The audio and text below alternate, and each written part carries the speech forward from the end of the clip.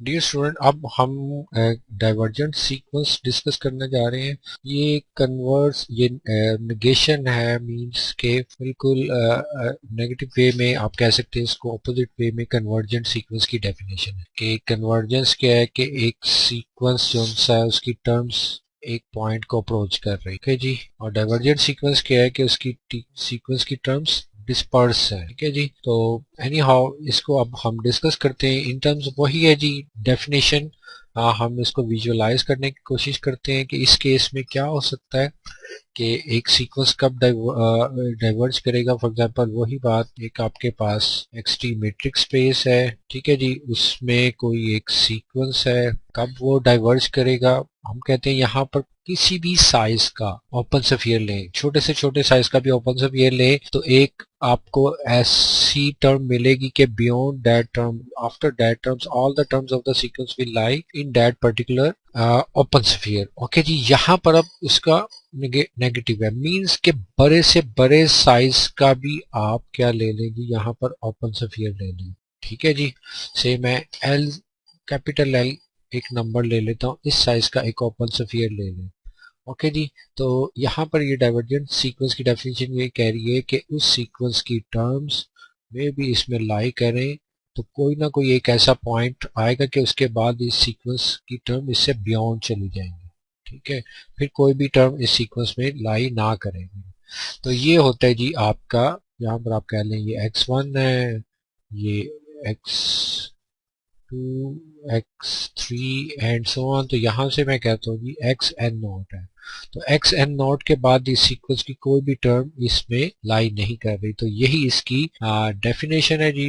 अगर इसको लिखना चाहें तो आप क्या है जी कि वही बात, सब मैट्रिक्स स्पेस है, xt एक मैट्रिक्स स्पेस है, उसमें एक सीक्वेंस xn आपने डिफाइन किया है। ओके। तो यहाँ पर कब आप कहेंगे कि how ever large L greater than 0। ठीक है जी। देयर एग्जिस्ट क्या है जी, वही एक सीक्वेंस टर्म की होगी n not greater than, sorry, they exist n not belongs to natural number such that beyond that point all the terms of the sequence beyond that point such that, हाँ जी, for all क्या जी n belongs to natural number, इस natural number के बाद n not के बाद जितनी भी terms होंगी उस सीक्वेंस की, क्या है जी कि ऑल द टर्म्स के s a n does not belongs to, क्या है जी, एस एल, कोई भी अगर पॉइंट आप कहते हैं एल है, कि इस साइज, बड़े से बड़े साइज का भी आप, किसी भी बड़े से बड़े साइज का भी आप ओपन स्फीयर ड्रॉ करें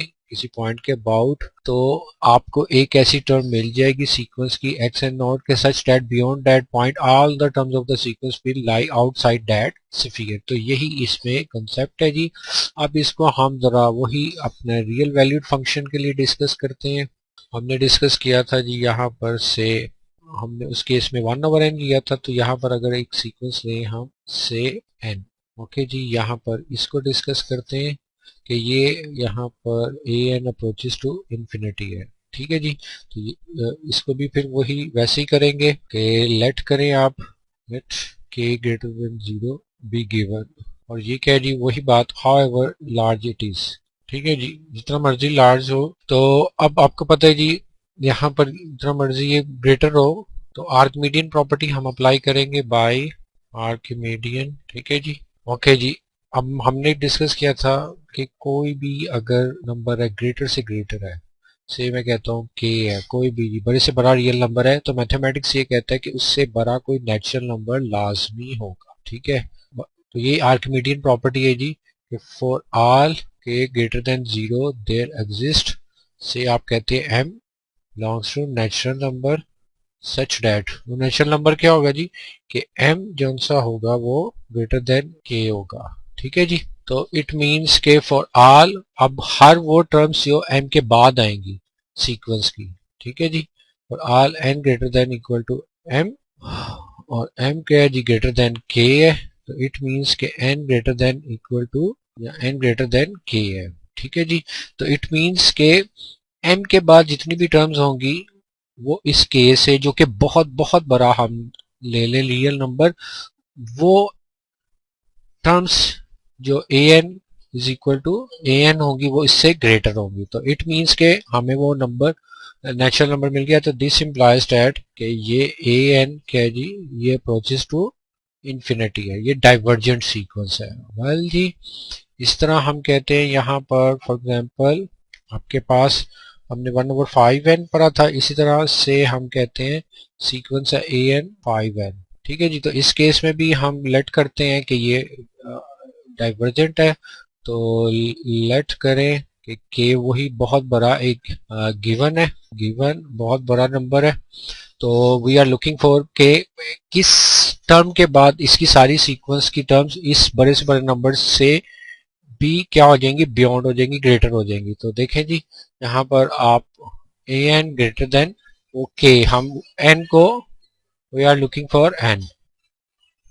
तो ओके जी, तो 5n ग्रेटर देन के, तो इट मीन्स के वही आपने सारा इसको मैनिपुलेट करना है।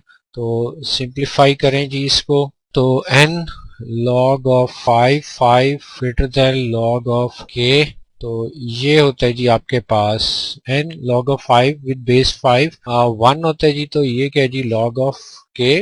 तो ये आपके पास बड़े से बड़ा नंबर है जी, log ऑफ k के इससे बियॉन्ड जो भी नेचुरल नंबर होगा वो जो सा इस सीक्वेंस की टर्म्स इससे बियॉन्ड चली जाएंगी। ठीक है जी, तो अब आप लेट कर लें कि m इस वो पॉजिटिव इंटीजर है, is a positive integer just greater then ये है जी log of k, log with base 5, log of 5k। ठीक है जी, ये आपके पास वो इंटीजर है। तो इट मीन्स कि अब m an और n greater than equal to m, ये an की टर्म्स जो m के बाद आएंगी, जो कि m just greater than this integer है। तो an क्या होगा जी, ये उस बड़े से बड़े नंबर्स की टर्म बड़े से बड़े नंबर से ग्रेटर हो जाएंगे। ठीक है जी, तो इस केस में यही हमने डिस्कस करना था।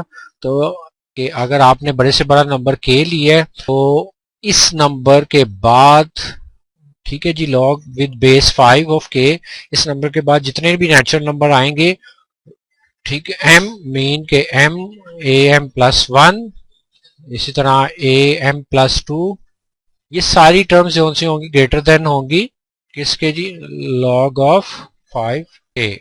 ठीक है जी, तो इस केस में फिर आप कहेंगे वही बात के limit n approaches to n infinity, an approaches to infinity means के डाइवर्जेंट सीक्वेंस है। ओके जी, नेक्स्ट हम इसके कुछ रिलेटेड थ्योरम्स देखेंगे।